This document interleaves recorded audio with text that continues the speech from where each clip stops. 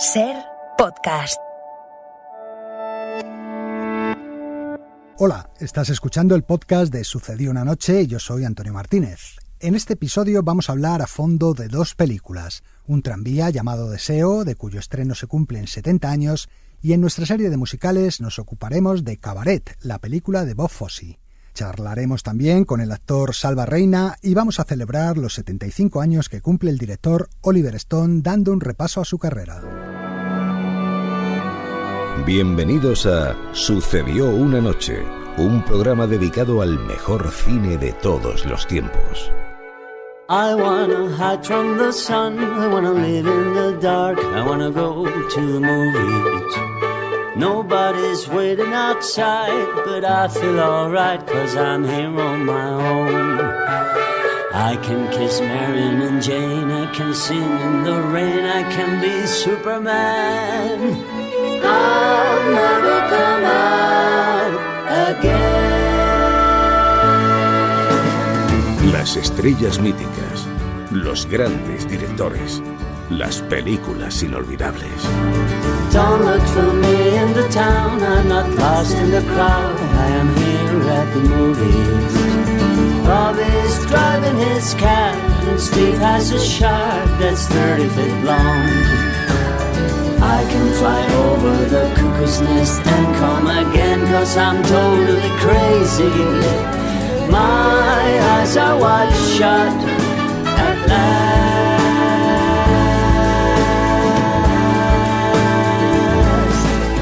Dirige y presenta Antonio Martínez.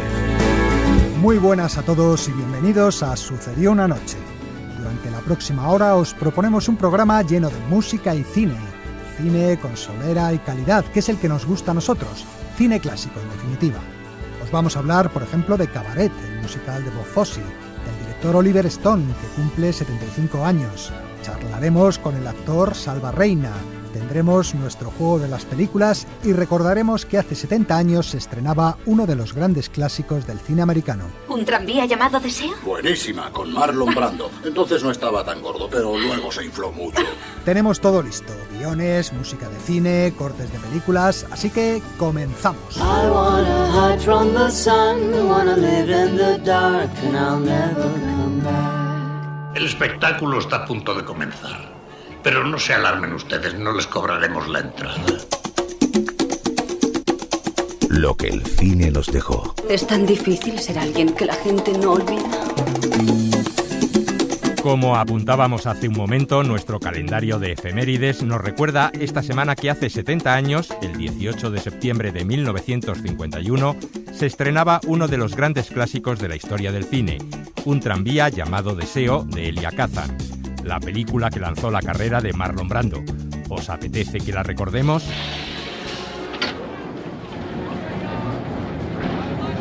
Todo empezó aquí, en una esquina de la calle Royal del barrio francés de Nueva Orleans. En los años 30 del siglo XX vivía allí un joven llamado Tennessee Williams, que por entonces trabajaba de camarero. El futuro dramaturgo estaba obsesionado con el simbolismo del nombre de dos tranvías que cruzaban la calle. Con el tiempo, esa anécdota se iba a convertir en el motor de la historia de una mujer poseída por la maldición de aquellos dos vehículos. ¿Puedo ayudarla en algo? Me han dicho que coja un tranvía llamado Deseo, que luego transborde a otro llamado Cementerio y que después me apee en lo que llaman los Campos Elíseos. Ahora viene su tranvía. Tennessee Williams escribió un tranvía llamado Deseo, por la que ganó su primer premio Pulitzer y se convirtió en uno de los dramas teatrales más importantes del siglo XX. Una obra que ha marcado a los amantes de la literatura y el teatro. Un tranvía llamado Deseo ha marcado mi vida. Hace 20 años hice de Estela, con un grupo de aficionados. Allí conocí a mi marido. Él hacía de Kowalski.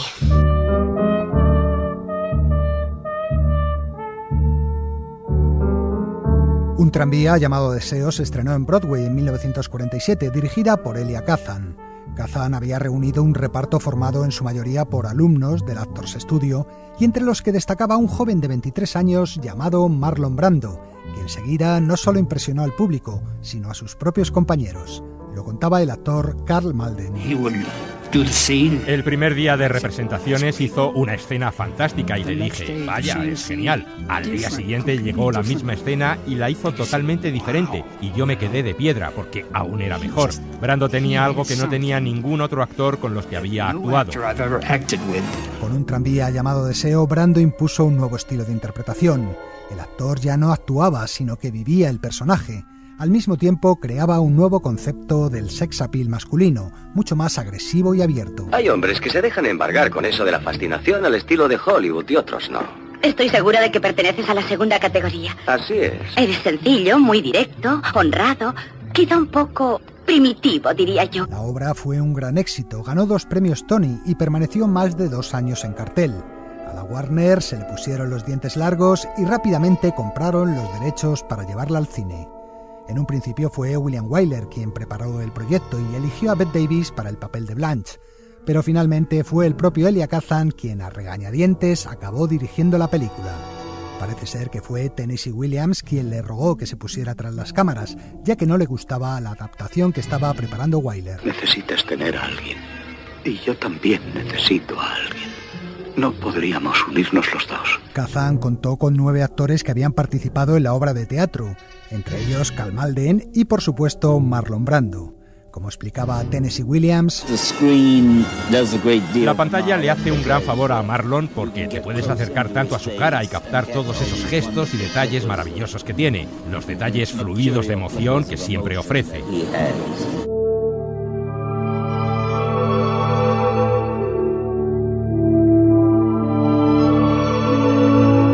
En el estreno teatral había sido Jessica Tandy quien hacía el papel de Blanche, pero en la Warner pensaron que para la película debían contar con una actriz consagrada como Vivien Leigh, que tenía mucho más tirón en taquilla. ¿Le seré simpática a Stanley o solamente me soportará en su casa por puro cumplido? Sé que os llevaréis muy bien los dos. Sin embargo, Vivien no encajó muy bien al principio, ni con el director ni con el resto del reparto. Ellos venían del método Stanislavski, mientras que la actriz se había educado en la escuela clásica británica. Cuando una mujer es culta, educada e inteligente, enriquece de verdad la vida de un hombre, y yo puedo ofrecer esas cualidades. Además, Vivien Leigh ya había interpretado a Blanche en la primera producción londinense de la obra, dirigida por su marido Laurence Olivier, y parece ser que la actriz se basaba más en esa actuación que en las indicaciones que le daba Kazan. No obstante, a base de profesionalidad y esfuerzo, la actriz acabó ganándose a sus compañeros. Supongo que le habremos parecido una pandilla bastante ruda. Me adapto fácilmente a las circunstancias. ¿Esa es una buena cualidad? El de Un tranvía llamado Deseo fue uno de los mejores papeles de su carrera. Curiosamente, años después, Vivien Leigh sufriría un desorden bipolar similar al que tiene el personaje. Nunca fui fuerte, ni me basté a mí misma. Las personas suaves deben atraerse el favor de las personas ásperas con dulzura y delicadeza, pero utilizando el atractivo personal. No sé hasta cuándo podré mantener esta ficción. No basta ser suave y delicada, hay que ser suave y atractiva. Y yo estoy marchitándome. En realidad, cuando Vivien hizo la película, solo tenía 36 años, estaba en el esplendor de su belleza y tuvo que maquillarse para parecer mayor.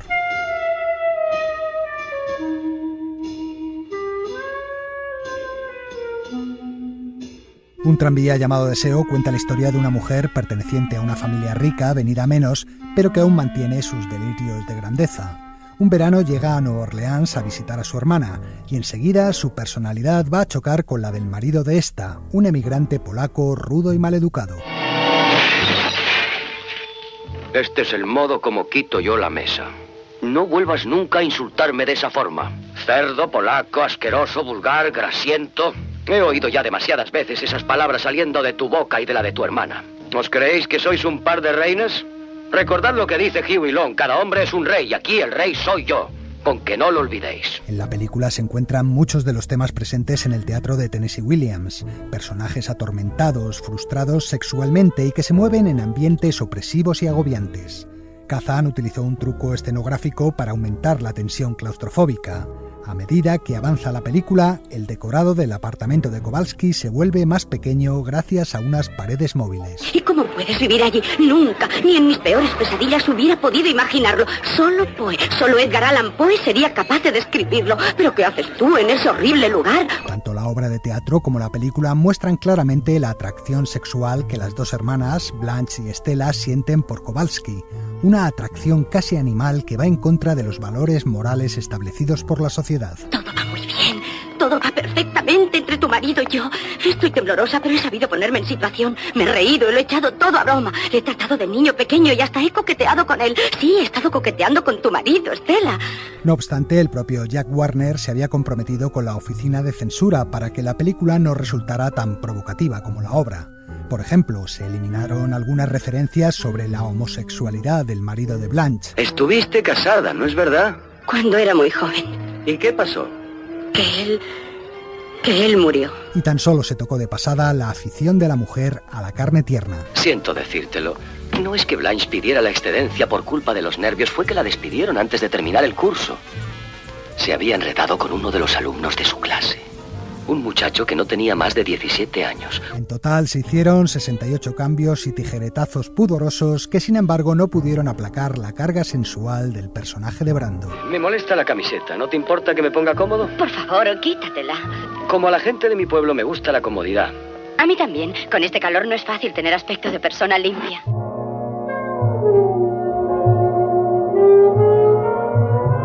Un tranvía llamado Deseo fue nominada a 12 Oscars. De ellos se llevó 3 en los apartados de interpretación, siendo la primera vez en la historia que una película lo conseguía.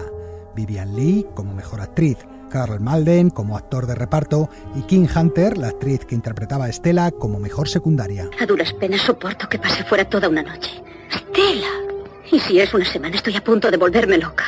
Santo cielo. Y cuando vuelve, lloro sobre su pecho como una criatura. Supongo que eso es lo que llaman estar enamorada. Marlon Brando tendría que esperar a La Ley del Silencio, de nuevo a las órdenes de Kazan, para llevarse su primer Oscar. No obstante, a pesar de no ganar el premio, su fama se disparó y el actor siempre consideró la película como su favorita de la primera etapa de su carrera. Creo que El tranvía fue la más importante y satisfactoria, porque yo respeto mucho la obra de Tennessee Williams, pero tuvo también un aspecto desafortunado, y fue que la gente me asoció con el personaje que interpretaba y todos pensaban realmente que yo comía en el suelo o corría descalzo por la calle, y eso me hizo la vida un poco más difícil. Pero hay otra protagonista de la que no queremos olvidarnos. Espere. Voy a poner la radio.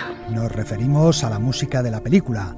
Un tranvía llamado Deseo fue la primera banda sonora que introdujo el jazz en la música de cine. Hasta entonces el jazz solo había aparecido en las películas en escenas que se ambientaban en fiestas o clubs nocturnos. El compositor Alex North, en cambio, introdujo las maneras jazzísticas en la música incidental del film. Así lo explicaba el también compositor John Williams. All of those people had their deep musical roots in the European tradition. Todos los compositores importantes anteriores tenían sus raíces musicales en la tradición europea, pero la música de Alex nacía de su formación. Había crecido en los años 20 y 30 muy influenciado por el jazz y la música popular. También su etapa en Rusia le había hecho empaparse de la música de los compositores soviéticos. Así que podíamos decir que el bagaje musical de Alex North era el resultado de mezclar a Duke Ellington con Prokofiev. Eso hizo que su música resultara muy novedosa. La aparición de Alex North significó la llegada de un viento nuevo y fresco a Hollywood. Fresh wind coming to Hollywood.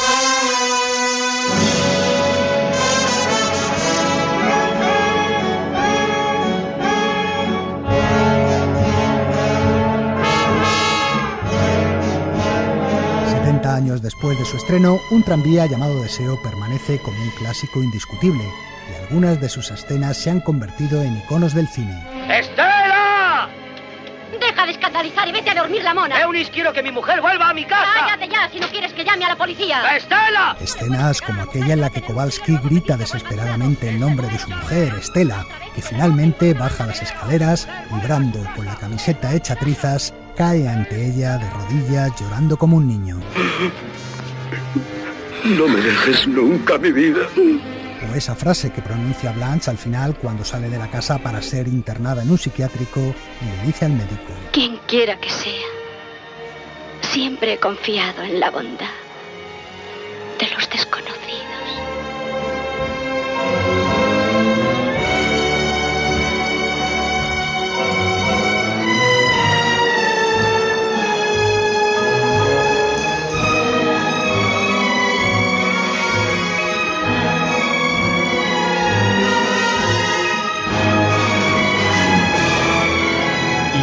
la hora de nuestro juego de las películas. Ya sabéis, 3 diálogos y 3 temas de sus respectivas bandas sonoras son las pistas para que intentéis adivinar de qué película se trata. Ahí van. El fusil solo es una herramienta. Lo que mata es un corazón de piedra. Si vuestro instinto de matar no es claro y rotundo, en el momento de la verdad dudaréis. No os atreveréis a matar. Seréis marines muertos y entonces sí que os darán por el culo. I love working for Uncle Sam. I love working for Uncle Sam. Let me know just who I am. Let me know just who I am. 1, 2, 3, 4, United States Marine Corps. 1, 2, 3, 4, United States Marine Corps. 1, 2, 3, 4, I love the Marine Corps. 1, 2, 3, 4, I love the Marine Corps. My Corps, my Corps, your Corps, your Corps, our Corps, our Corps, Marine Corps, Marine Corps. Good, good, good. Pick up the step a little bit. We're going a little bit too slow. Estoy pensando en esa canción, La doncella de Auckrim. ¿Qué le ocurre a esa canción? ¿Por qué ha de hacerte llorar? Me acuerdo de una persona que hace mucho tiempo la cantaba. ¿Y puedo saber quién era esa persona? Alguien a quien conocí en Galway cuando yo vivía con mi abuela. ¿Alguien de quien te enamoraste? Era un muchacho que conocí, llamado Michael Fury. Siempre cantaba esa canción, La doncella de Auckrim.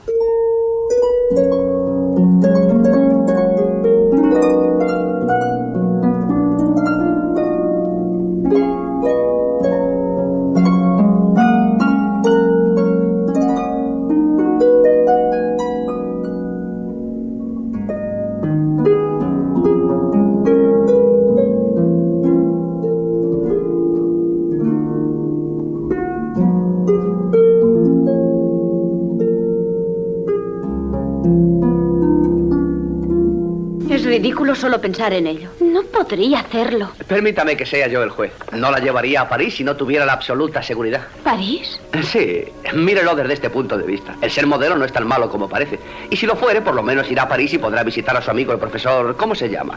Flostre. Él mismo. Podrá hablar con él y escuchar sus conferencias. I love your funny face, your sunny, funny face. For you're a cutie with more than beauty.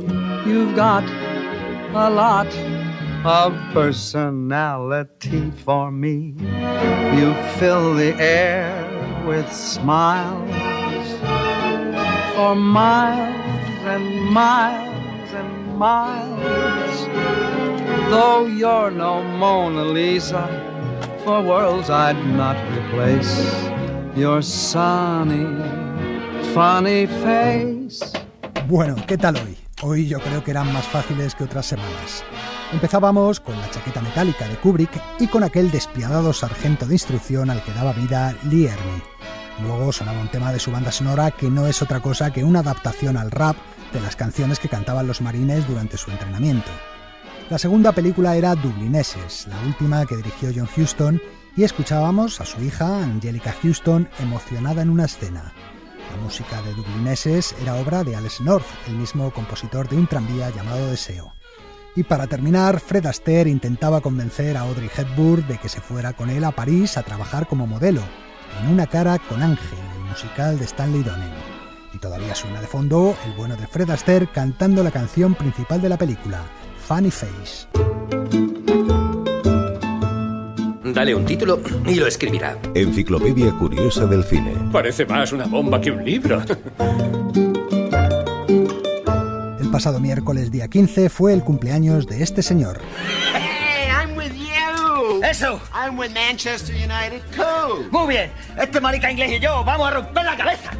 ¡A todos! No, inglés no era el director norteamericano Oliver Stone haciendo un cameo junto a Santiago Segura en Torrente 3. Oliver Stone ha cumplido esta semana 75 años, una vida larga en la que ha ido construyendo una carrera cinematográfica tan polémica como interesante. En los próximos minutos vamos a repasarla. Soldier boy, oh my little soldier boy. A finales de los años 60, un joven de 21 años llamado Oliver Stone abandonó la Universidad de Yale, donde estudiaba, para alistarse como soldado y marchar a la guerra de Vietnam. ¿Voluntario? Sí, voluntario. Salí de la universidad y les dije que quería ir al ejército. Combatir en Vietnam. Ahí tenéis a un auténtico cruzado. Eso parece. Oliver Stone pasó 15 meses combatiendo en Vietnam, de donde regresó con varias condecoraciones y 2 heridas de guerra. Me cago en la puta. Creí que era inmune. En el pulmón, tío. Suerte que tienes dos, ¿eh? Al volver a la vida civil, decidió estudiar cine y empezó su carrera dirigiendo 2 películas de terror, una serie B titulada De Infarto y otra película algo ya más lustrosa protagonizada por Michael Caine, La Mano. Cuéntame lo que sientes. ¿Quieres decirme algo, John? La mano. ¿A dónde está la mano? Cerca de tu cuello. ¿Y qué quiere la mano? Matarte. Ahora. Las 2 fueron un fracaso y Stone no conoció el éxito hasta que empezó a trabajar como guionista. Lo mejor es salir por pies de aquí. Sí, pero ¿cómo? Cogiendo el expreso de medianoche. ¿Qué es eso? No es un tren. Es como llamamos aquí dentro a la fuga. Escribió el guión de El Expreso de Medianoche, por la que ganó su primer Oscar, y también los libretos de otros éxitos de principios de los 80, como El Precio del Poder o Conan el Bárbaro. Su salto a la fama como director no llegaría hasta 1986, cuando se puso tras las cámaras para rodar Platoon.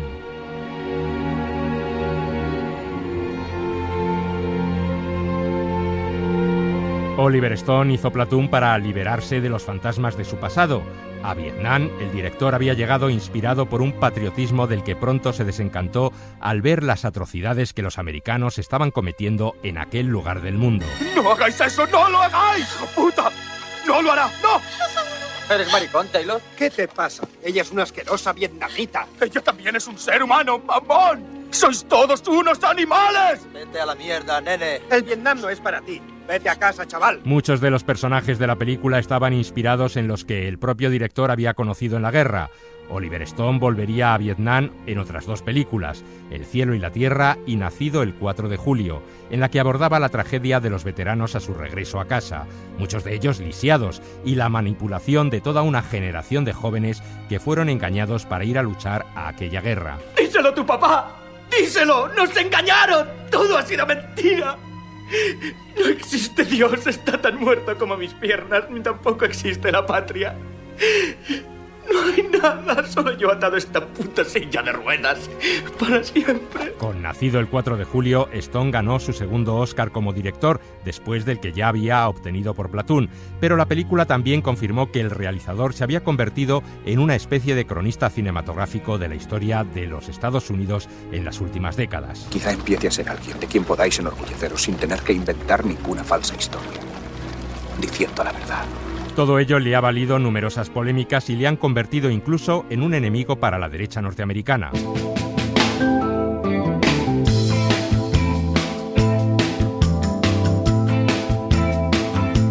En Salvador descubrió a los espectadores el papel de la CIA y el apoyo del gobierno de Estados Unidos a las dictaduras centroamericanas de los años 80.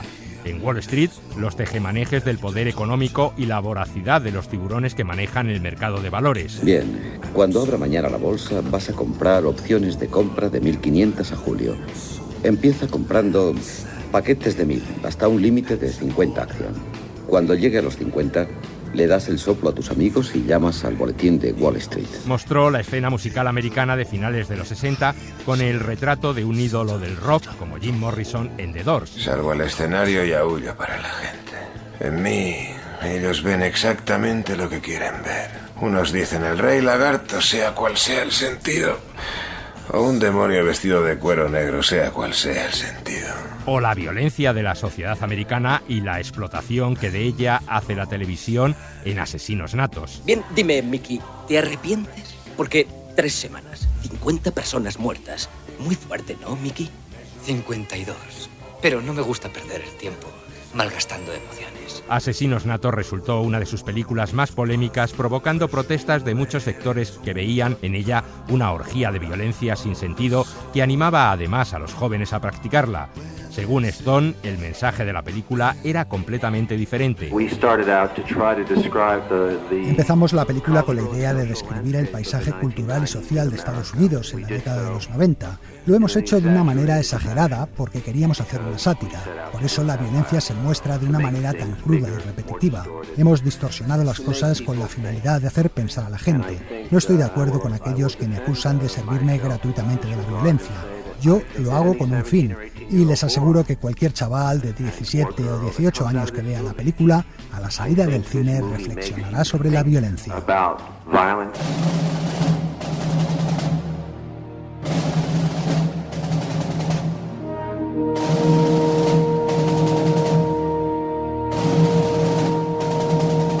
En 1991, Oliver Stone estrenó la que él mismo y otra mucha gente considera su mejor película, JFK. En ella hurgaba en las zonas oscuras del asesinato del presidente Kennedy. El director defendía la tesis en la película de que Kennedy fue asesinado por una conspiración en la que participaron la CIA, la mafia, la industria militar e incluso el propio vicepresidente Johnson, que después de la muerte de JFK accedió a la presidencia. Esto fue una emboscada estilo militar de principio a fin. Fue un golpe de estado con Lyndon B. Johnson esperando entre Vale cajas. ya, hombre, ahora me sales con que Lyndon Johnson tuvo que ver. ¿Es eso? El presidente de los Lyndon Estados Unidos. Johnson consiguió $1 billón para sus amigos tejanos Brown y Root para que dragaran la bahía de Cam Ranh para el ejército en Vietnam. Jefe, Y hay más cosas. jefe, ¿estás diciendo que el presidente es un asesino? Si estoy tan equivocado, ¿por qué el FBI plantó micrófonos en nuestra oficina? En años siguientes, Stone analizaría otras presidencias, como la de George W. Bush en la película W o la de Richard Nixon en Nixon. ¿Por qué la toman conmigo esos gilipollas? ¿Porque no les gusta mi aspecto? ¿Porque no les gusta dónde fui a la escuela? Porque no son americanos. Sí, claro, y porque no confían en América. En el año 2004, Oliver Stone sorprendió a todos con una película que parecía lejos de sus temáticas habituales. Yo siempre he creído en ti, Alejandro. Pero esto parece que puede superarnos. El director explicó que rodó Alejandro Magno simplemente porque desde que era estudiante de cine siempre le pareció un reto hacer una película épica, pero tampoco Alejandro se libró de la polémica. Los sectores religiosos más radicales y parte de la prensa norteamericana acusaron a Oliver Stone de haber hecho una película pro-gay. Así se defendía por entonces el protagonista del film, Colin Farrell. No es verdad que se muestre a Alejandro follando o haciéndole felaciones a Hefestión. Todo es más sutil, pero si oyes a la prensa americana parece como si la película estuviera llena de penetraciones o de sexo anal. Las reacciones a la película han sido exageradas y asquerosas. Lo que pasa es que no se ha evitado contar la verdad sobre algo esencial, y es que Alejandro era bisexual y que mantenía ese tipo de relación con Hefestión.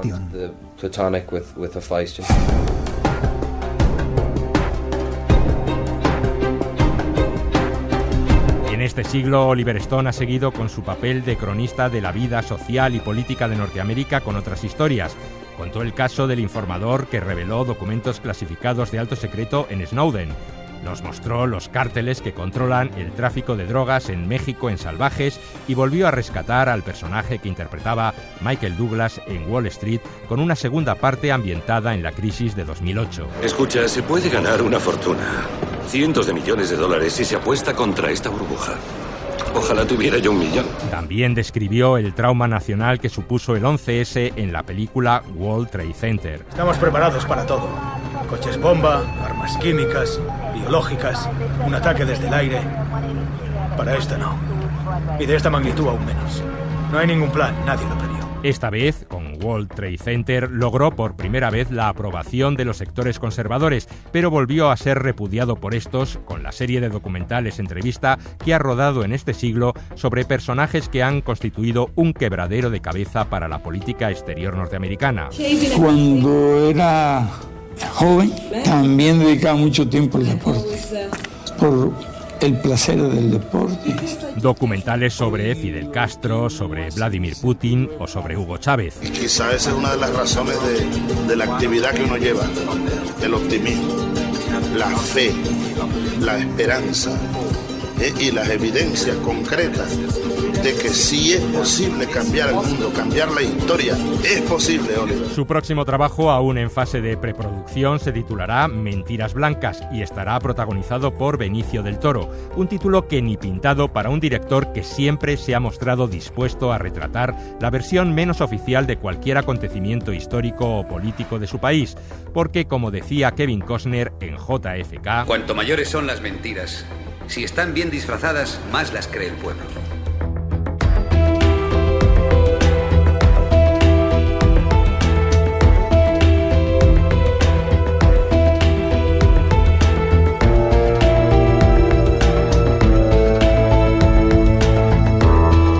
Cine clásico en la SER. Sucedió una noche. Kiss, kiss me, hold me, kiss me, hold me, kiss me, hold me. Kiss me, say you miss me, kiss me, love. With heavenly affection,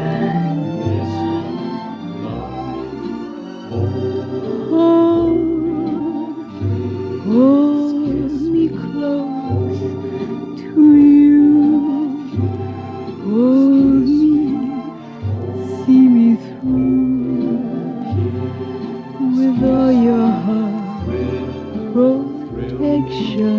Kiss me, take me. Thrill me with your charms. Take me in your arms and make my life perfection.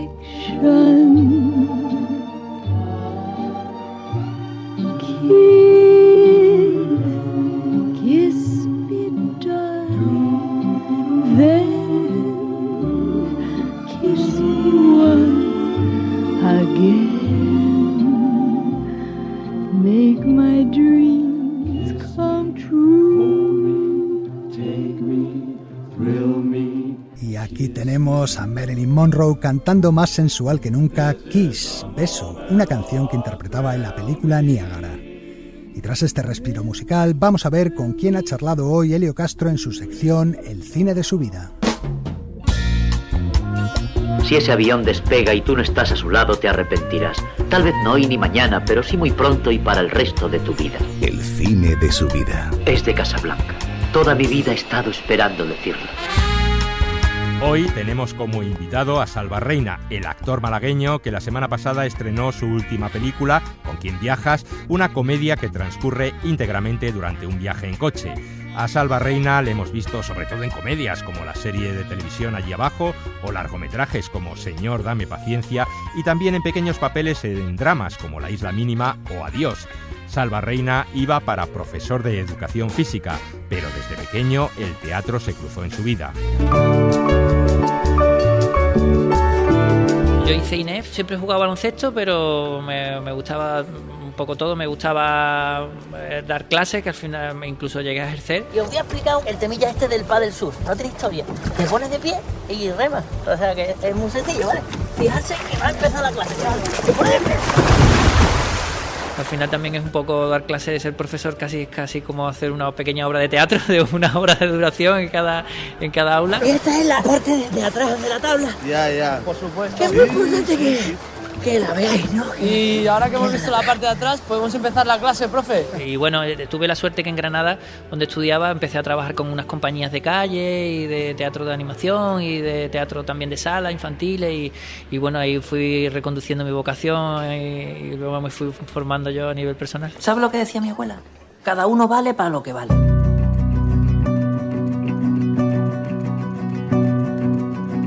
Nunca he desfallecido. Yo creo que una de las claves de esta profesión es no desfallecer. Esto es un camino largo, es un maratón, no es una cosa de un pelotazo de una tarde. ¿Te puedo ayudar? Que si necesita ayuda. Pues mira, la verdad es que sí. Yo siempre cuando me dicen, oye, un consejo, te digo, pues mira, perseverancia, paciencia, esto es un camino largo. Y también me ha ayudado mucho tener siempre mis propios proyectos a nivel, ya sea de animación, haciendo de payaso en unas comuniones, o a proyectos un poquito más serios, con una obra de teatro. Entonces esto siempre me servía para mantenerme vivo y mantener la ilusión y mantener esa llama constante. Entonces he intentado que nunca se apagara, la verdad, porque en el momento que desfallece sí es cierto que tiene muchos sinsabores, como tú dices, y no todo es la ola donde ahora mismo está rachista, va por racha. Ahora sí es cierto, a lo mejor que estoy en una racha buena, pero llegarán momentos malos, soy consciente, y bueno, y seguiremos trabajando, seguiremos generando. Se llama técnica disuasoria, lo aprendí en la guerra. ¿Qué guerra? La de los videojuegos. Qué tonto eres.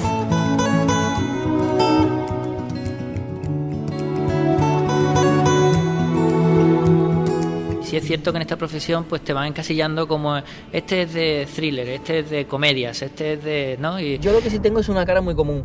¿Ah, sí? ¿Tú crees? Me dicen mucho que me parezco a gente. ¿Como a quién, por ejemplo? Me dicen mucho al portero bueno, portero, no es de la serie, el que hace de portero, la serie de los vecinos. Hostia, pues es verdad, ¿eh? Y ya no solo el espectador, sino los productores y los directores de casting, que es más peligroso, ¿no?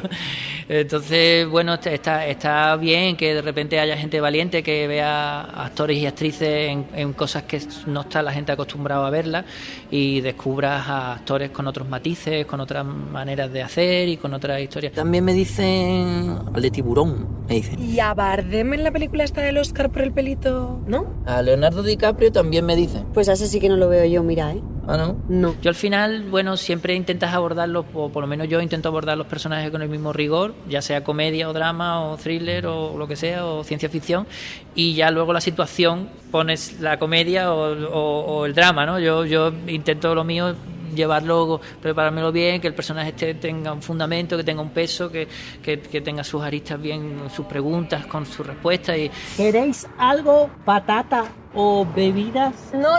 ¿Nada? Nada. Pero si se le oye, ¿por qué habla así? ¿Y pipí o necesidades? No paro, ¿eh? No.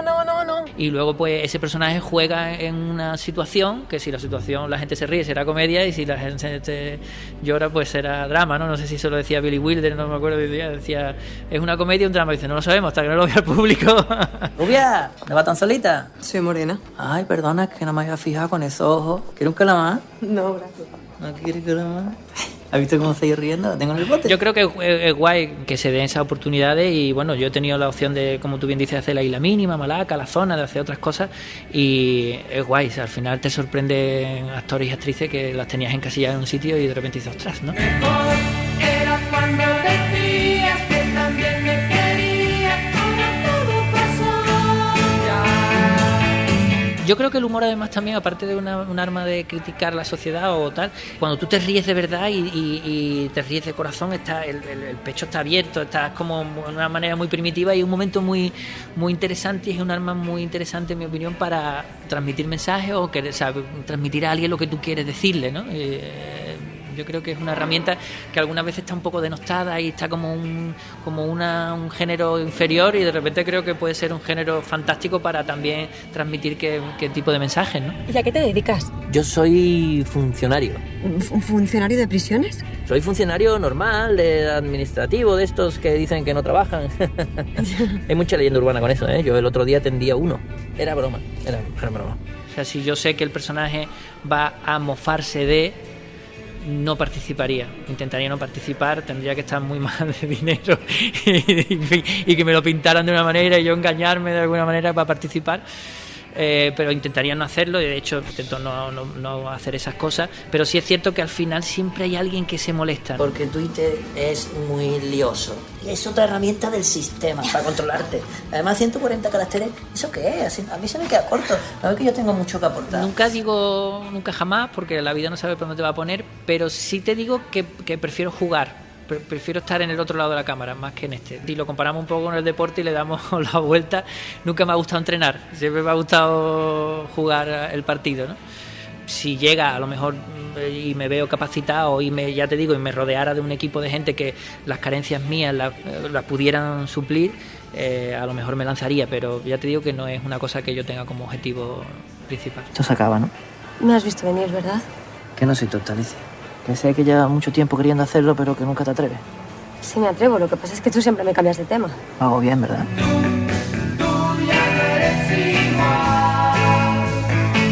No me digas que sí, no sé lo que pensar, no sé lo que decir, no sé lo que pensar, no sé lo que decir.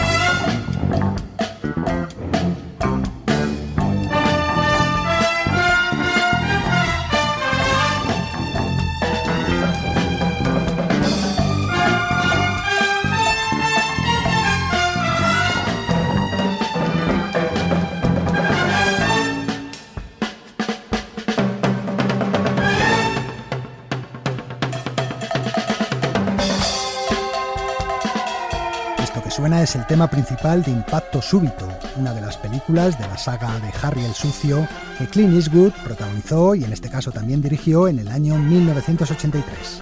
La música era obra del compositor argentino Lalo Schifrin.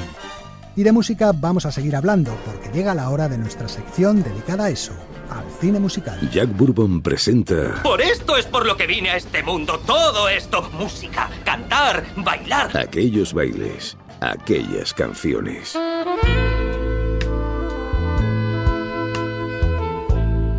¿Qué tal, amigos? Estaba ordenando los armarios y me he encontrado con mi colección de sombreros de cine. Tengo bastantes. Tengo, por ejemplo, un fedora, igual que el que gastaba Humphrey Bogart, una gorra a cuadros de Sherlock Holmes o el sombrero de pico de la bruja mala del oeste del Mago de Oz. Pero mi favorito siempre ha sido el bombín. Incluso a veces me lo ponía para salir. Cuando me preguntaban que por qué iba disfrazado de banquero, yo les respondía que no, que era un homenaje al cine, que lo llevaba por Charlotte, por El Gordo y el Flaco o por Colin Firth en El Discurso del Rey, y sobre todo que lo llevaba en homenaje al que usaba Liza Minnelli en algunos números de uno de mis musicales favoritos, Cabaret. Seguro que casi todos la habéis visto, pero vamos a contaros algunas cosas sobre ella que quizá no sepáis. Bye, my liebe Herr, farewell, my liebe Herr. It was a fine affair, but now it's over. El musical Cabaret se estrenó en Broadway en 1966. Estaba basado en una obra de teatro que a su vez era la adaptación de una novela breve titulada Adiós Berlín, escrita por Christopher Isherwood en 1939. El musical enseguida se convirtió en un éxito. Cabaret, ¿verdad? Sí, he oído que lo estás adaptando. El musical me encantó, me encantó. Y no me extraña. Hay homosexuales, nazis, judíos, todo lo necesario para un taquillazo. En efecto, era en la década de los 30 y en la capital alemana, en plena ascensión del nazismo, donde se desarrollaba la historia de amor entre la bailarina de un club nocturno y un estudiante inglés. Billy Wilder y Gene Kelly rechazaron la oferta de llevar el musical a las pantallas porque les parecía demasiado oscuro. Fue entonces cuando Bob Fosse, famoso coreógrafo que había debutado como director de cine pocos años antes con el musical Noches en la ciudad, se ofreció a dirigirlo. ¿Tienes director? No he hecho nada sobre nazis, pero los judíos y los homosexuales son mi especialidad. También podría encargarme del baile. Igualmente necesitarás un coreógrafo. Fosse se encargó de elegir las canciones de la obra que debían permanecer en la película y diseñó los números musicales con ayuda de su mujer, la bailarina y actriz Gwen Verdon. Quiero ver cada movimiento por separado. Quiero ver cada músculo, cada tendón. Mira hacia adelante, Kaidin. Los productores solo le impusieron una condición: debía contar en el reparto con Joel Grey, que ya en el teatro había interpretado al maestro de ceremonias del cabaret y por cuyo papel había ganado un premio Tony. Dejen sus problemas en la puerta. ¿Cómo? Que la vida es complicada. Olvídenlo. Aquí dentro, la vida es hermosa. Las chicas son hermosas. Hasta la orquesta es hermosa. Willkommen, bienvenue, welcome. Fremde, étranger, stranger. Glücklich zu sehen, just vis enchanté. Happy to see you, bleibe reste stay. Willkommen, bienvenue, welcome im cabaret, au cabaret, tu cabaret. Para el papel protagonista, el de la cantante Sally Bowles, se pensó en un primer momento en Julie Andrews, pero la actriz era famosa por musicales como Sonrisas y Lágrimas o Mary Poppins y no quería descolocar a su público, así que rechazó la oferta. Liza Minnelli hará de Sally. ¿Sabe actuar? Eso ya lo veremos. Sí que sabía. La hija de Vincente Minnelli y de Judy Garland era ya por entonces una cantante de prestigio. Había debutado en Broadway a mediados de los 60 ganando un premio Tony con tan solo 19 años. Y en el cine ya había conseguido una nominación al Oscar por la película El Cuco Estéril. Yo voy a ser estrella de cine. Sí, el alcohol y la mala vida no acaban antes conmigo. Fue ella misma, con la ayuda de su padre y de Gwen Verdon, la que escogió su vestuario y el maquillaje que luce en la película. Me lo he cortado como Louise Brooks. Pensé que le pegaría a la época. ¿Te gusta? Liza Minnelli. Mi padre me dijo que tenía que ser extraña y extraordinaria porque como yo sabía cantar bien, la gente no se iba a creer que cantara en ese cabaret decadente. Me dijo que mi personaje tenía que mostrar que ella había elegido trabajar en ese cabaret, que prefería trabajar en ese lugar más que en cualquier otro local de Alemania, así que podía ser divinamente decadente. Money makes the world go around, the world go around, the world go around. Money makes the world go around, it makes the world go round. A mark, a yen, a buck, or a pound, a mark, a yen, a buck, or a pound is all that makes the world go around. That clinking, clanking sound that makes the world go round. Money, money, money, money, money, money, money, money, money, money, money, money, money. If you happen to be rich and to feel like a night's entertainment, you can pay for a gay escapade. If you happen to be rich and alone and you need a companion, you can ring ting-a-ling for some mate. El inglés Michael York, famoso desde que intervino en el Romeo y Julieta de Franco Zeffirelli, fue el encargado de dar vida al estudiante británico. Sally me ha dicho que trabaja usted en la Universidad de Oxford como profesor de idiomas. Bueno, en realidad en Cambridge. Y todavía no me he doctorado en filosofía. Por eso estoy aquí. Pero el gran protagonista de la película no es otro que el mismísimo cabaret, el Kit Kat Club. Te extrañará que trabaje en un sitio como el Kit Kat Club, ¿verdad? Sí, es un sitio un poco raro. Así soy yo, corazón. Sitios raros y amores raros. El cabaret se convierte en una especie de universo paralelo donde se van reproduciendo musicalmente todos los acontecimientos que vemos en el exterior. Joel Grey. Una de las influencias para mi personaje fue pensar en los artistas de vodevil que yo había visto y que eran en su mayoría muy amables con todo el público. Pero él era también una especie de Hitler.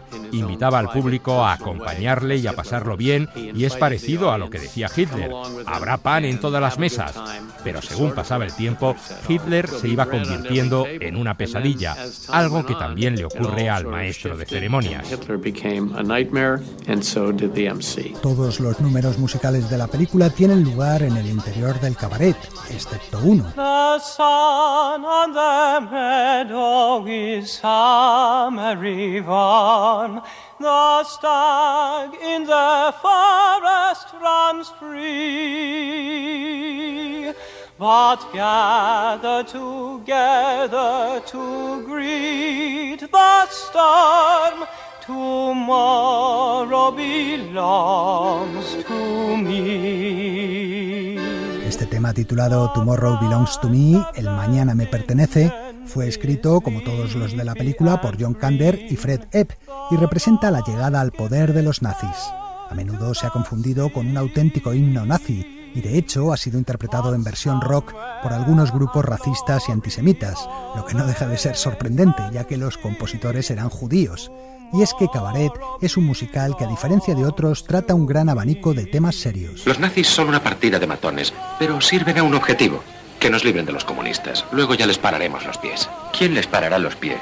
Alemania, por supuesto. La ascensión del nazismo, la homosexualidad o el aborto eran temas que se alejaban de los típicos conflictos románticos de los musicales clásicos, algo que en principio asustó mucho a los productores. La está haciendo muy oscura. Bueno, es como si fuera una especie de pesadilla neorrealista italiana o algo así. Oye, le prometí al estudio un musical de Broadway con tema social, pero no esto. Y no solo temáticamente.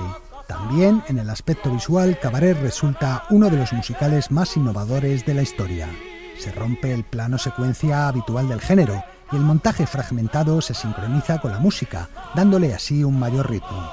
Además, las canciones no rompen la acción en cualquier momento, como era costumbre, sino que se limitan a lo verosímil, cuando son cantadas en el escenario. Hola, Bob. El metraje es alucinante. En los números de Cabaret, es como si estuvieras allí. What good is sitting alone in your room?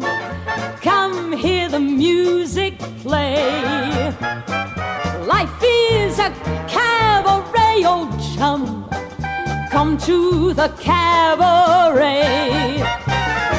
Put down the knitting, the book and the broom. It's time for a holiday. Life is a cabaret, old chum. Come to the cabaret. La película tuvo un éxito instantáneo. La crítica de Cabaret del New York Times. ¡Cojonuda! ¡Variety! ¡Cojonuda!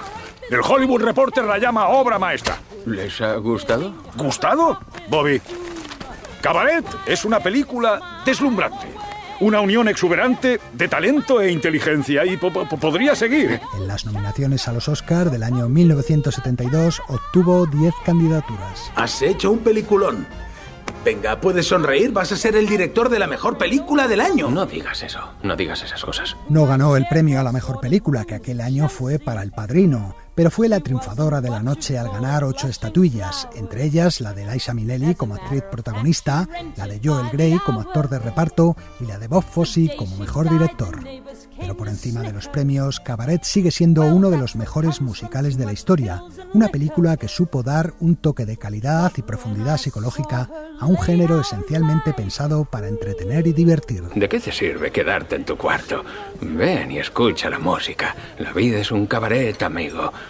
Come to the cabaret.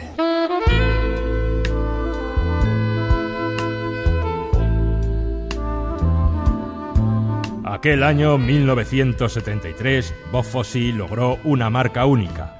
Se convirtió en el primer y único director de la historia en ganar en un mismo año los 3 premios gordos del mundo del espectáculo: el Oscar por Cabaret, el Tony teatral por el musical Pippin y el Emmy televisivo por el especial Liza con Z, que grabó junto a su actriz, Liza Minnelli. Ahí es nada. En fin, amigos, hasta la semana que viene.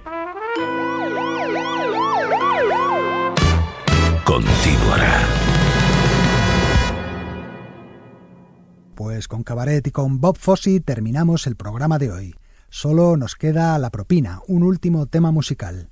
Ya os contamos que esta temporada vamos a cerrar los programas con versiones de canciones de película. Hoy la encargada de poner el broche final a Sucedió una noche es Liza Ono, con esta versión del She Wore a Yellow Ribbon, la canción que cantaban los soldados de caballería en la película La Legión Invencible de John Ford. Y nada más, saludos de Leo Castro y Antonio Martínez y hasta la semana que viene.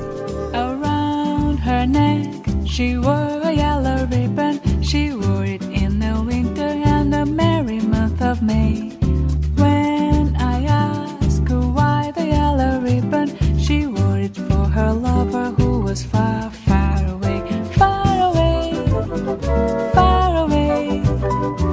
She said it's for her lover who was far, far away, far away, far away. She said it's for her lover who was far, far away.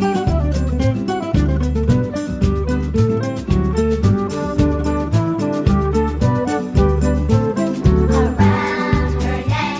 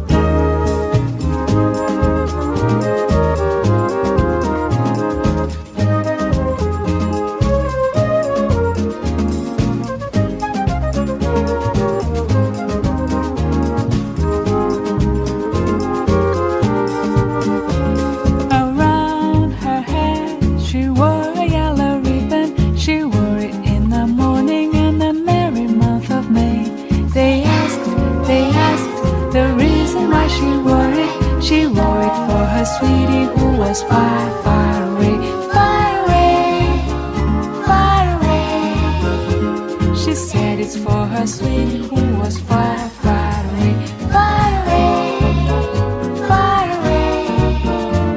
She said it's for her sweetie who was far, far away, far away, far away.